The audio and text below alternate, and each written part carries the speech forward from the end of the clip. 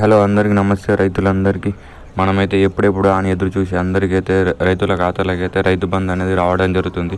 అది ఎప్పుడు ఏం కథ అనేది అయితే మనమైతే ఫుల్ ఇన్ఫర్మేషన్ అయితే తెలుసుకుందాం. మీరు నా ఛానల్ అయితే ఫస్ట్ టైం చూస్తున్నట్టయితే లైక్ అండ్ సబ్స్క్రైబ్ మాత్రం పక్కా చేసుకోండి. మనకైతే ఈ పంటనైతే యూరియా లేకనైతే మన దిగుబడి అనేది చాలా తగ్గింది. ఈ లాస్ట్కి అయితే నాకైతే ఒక 2-3 బస్తాలు దొరకడం వలన